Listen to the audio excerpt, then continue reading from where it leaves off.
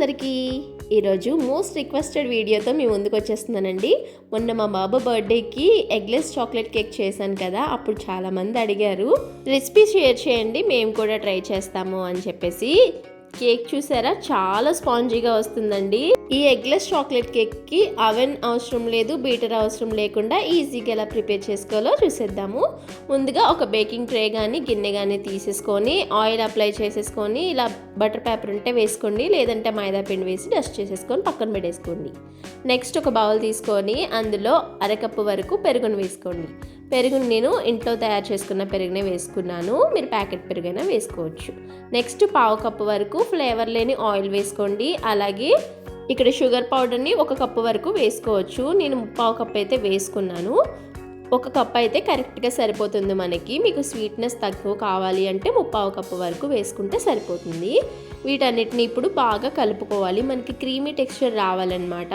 మీరు ఇదే ప్రాసెస్ని మిక్సీ జార్లో వేసైనా చేసుకోవచ్చు. మీ దగ్గర విస్కర్ ఉంటే ఇలా చక్కగా విస్కర్తో కలిపేసుకుంటే మనకి ఉండలేమి లేకుండా చక్కగా క్రీమీ కన్సిస్టెన్సీలా వచ్చేస్తుంది.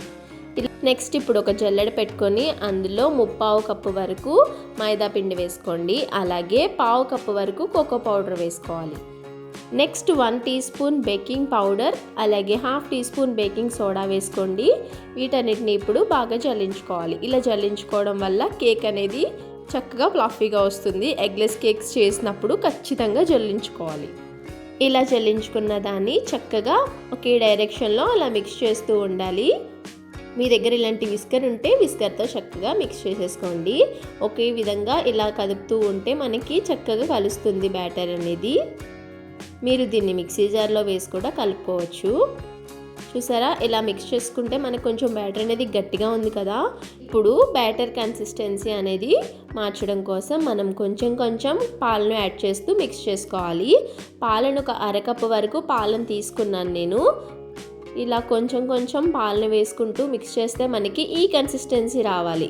ఇలా మీకు చూపిస్తున్నాను కదా, రిబ్బన్ కన్సిస్టెన్సీ అంటారు, ఈ విధంగా వస్తే సరిపోతుంది.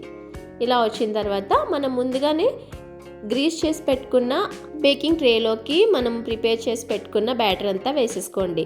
మీరు ఈ బ్యాటర్ ప్రిపేర్ చేసుకున్నప్పుడు ఒకవేళ కావాలి అనుకుంటే మీరు డ్రై ఫ్రూట్స్ అయినా వేసుకోవచ్చు, చాకో చిప్స్ అయినా వేసుకోవచ్చు బ్యాటర్లో.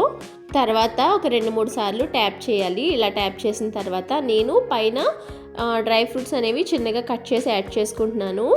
అలాగే వీటితో పాటుగానే టూటీ ఫ్రూటీలు కూడా వేసుకుంటున్నాను. టూటీ ఫ్రూటీలు అన్నీ మీ ఆప్షన్ అండి, మీకు ఏది నచ్చితే వేసుకోవచ్చు. చెర్రీస్ ఉంటాయి కదా, చెర్రీస్ కానీ ఇలా ఏమైనా యాడ్ చేసుకోవచ్చు అనమాట. అలాగే నేను ఇక్కడ చాకో చిప్స్ కూడా వేసుకుంటున్నాను, ఫ్లేవర్ బాగుంటుందని చెప్పేసి. ఇక్కడ కేక్ మీద వేసిన డ్రై ఫ్రూట్స్ ఫ్రై చేయని అవసరం లేదు. కేక్ ఉడికినప్పటికీ మనకి అది హీట్కి అనేది కుక్ అయిపోతాయి అన్నమాట. వీటిని ఇలా డైరెక్ట్గా కాకుండా మైదా పిండిలో కొంచెం మిక్స్ చేసుకొని వేస్తే కేక్ బేక్ అయినప్పటికీ లోపలికి వెళ్ళిపోకుండా ఉంటాయి అన్నమాట. నెక్స్ట్ మనం ప్రీ హీట్ చేసి పెట్టుకున్న గిన్నెలోని వేసేసుకొని ఒక 30 to 35 మినిట్స్ బేక్ చేస్తే ఎగ్లెస్ చాక్లెట్ కేక్ రెడీ అయిపోతుందండి.